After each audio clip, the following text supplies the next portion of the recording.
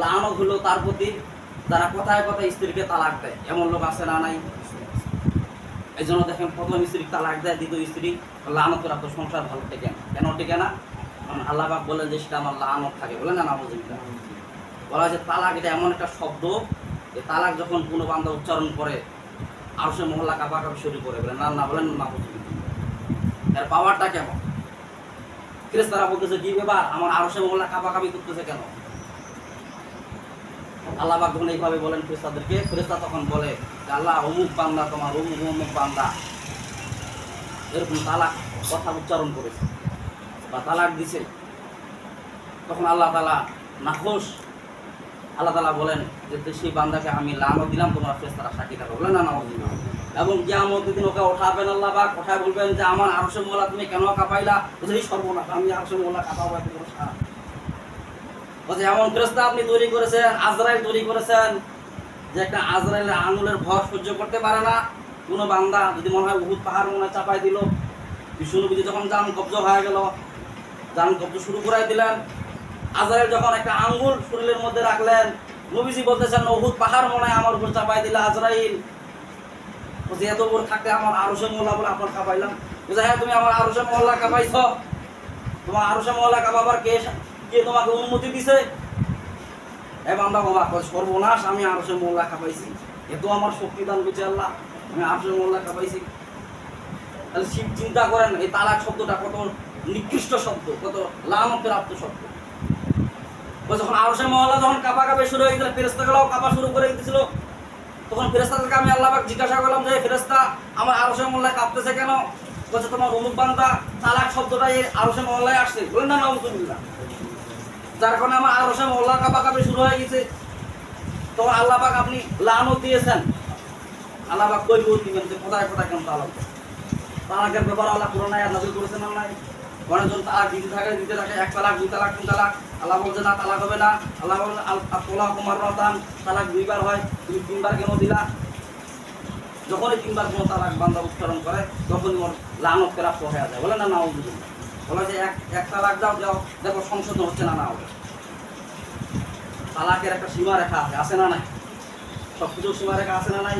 একটা মেডিসিন আপনি মানলেন ফলের মধ্যে, এই মেডিসিনের একটা সীমারেখা আছে না নাই? যে বিষটা এতক্ষণ পর্যন্ত কাজ করবে, হ্যাঁ 3 মাস 10 দিন আপনার অতিক্রম মাস দিয়ে না হইতে আপনি আরও তালাক শুরু করে দিলেন, আরও সংসার করা শুরু করে দিলেন। আল্লাহ বলে লানত করে আপনি গজব আর পরিবারের মধ্যে আল্লাহ গজব দান করেন, বলেন না? যে আমি আপনাদের সামনে যে আয়াতে কারিমা তেলাওয়াত করেছি, আজকের জুমার আলোচ্য বিষয় হলো ঈমান এবং রিসালা। ঈমান এবং রিসালা, ঈমান কি জিনিস?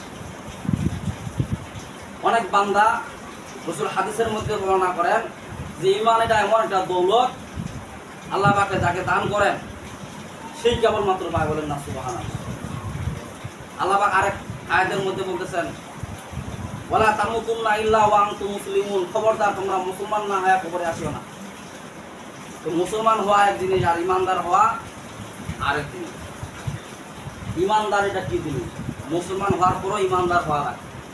আর আল্লাহ পাক ইমানদারকেই কোরআনের মধ্যে যত আয়াত ব্যাখ্যা করেছেন আল্লাহ পাক অধিকাংশ ইমানদারের ব্যাপারে কথা বলেছেন।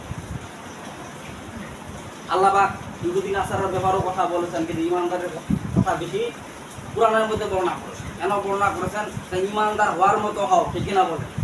ইমানদার হওয়ার মতো হও, সাধারণ ইমানদার হয়ে লাভ নাই। যেমন ইমানদার হয়েছিলেন হযরত ইব্রাহিম আলাইহিস সালাম, ঠিক কিনা বলেন? যে আল্লাহ যাহা কিছু বলছেন তাহাই তিনি পালন করেছেন, ঠিক কিনা বলেন?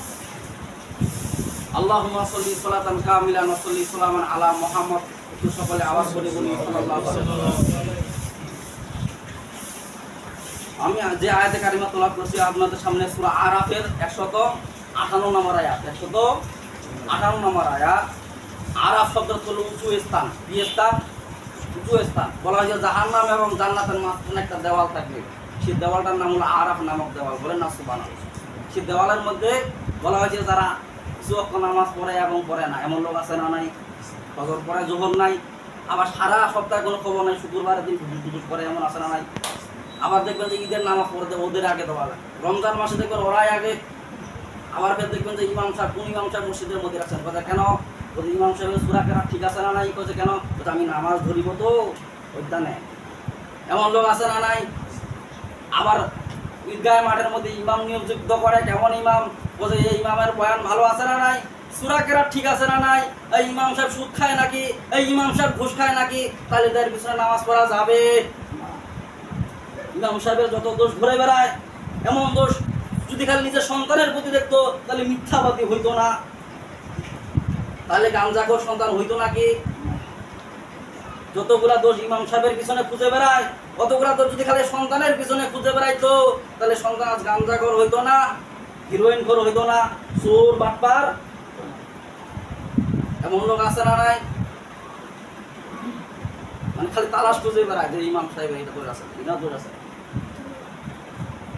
আল্লাহ পাক বলেন যে আরাফ নামক স্থান আমি আল্লাহ তাদেরকে দান করব যারা কিছু ওয়াক্ত নামাজ পড়ে না, সারা বছরের কোনো খবর নাই, মনে করছি ঈদের নামাজ ওর আগের কাতারে, সারা দিনে কোনো নামাজের কোনো খবর নাই, আবার সপ্তাহে আছে না নাই? বলেছে এদেরকে স্থান হবে কোথায়? আরাফ নামক স্থান। আর আরাফ নামক এটা এমন একটা স্থান, বলে জাহান্নাম এবং জান্নাতের মাঝখানে জান্নাতেরও হাওয়া পাবে এবং জাহান্নামেরও মানে আগুনেরও ছাপ পাবে এবং জান্নাতেরও ঘেরান পাবে, কিন্তু জান্নাতে ঢুকতে ঘেরার এক জিনিস আর ছাপ পাওয়া তা পাওয়া আরেক জিনিস। আগুনের একটা অতিরিক্ত যে তাপ লাগে, কেমন লাগবে? প্রচুর গরম হয়ে যায়, মনে হয় দুনিয়া থেকে বাইরে হয়ে পালাই। পানির মধ্যে মনে হয় চুবে থাকি, ঠান্ডা বরফ খুঁজি ঠিক কিনা, এসি খুঁজি, তখন প্রচন্ড তাপ হয়। আর জান্নাতের নিয়ে আমাদের ঘেরান আসবে একবার, কে জান্নাতে ঘেরান, যখন জান্নাতে ঘেরান চলে যাবে ভালো লাগবে, তখন জাহান্নামের শেখ আসে না নাই? বলা হয় যে ওই সমস্ত লোকদেরকে আরাফ নামক স্থানে বলে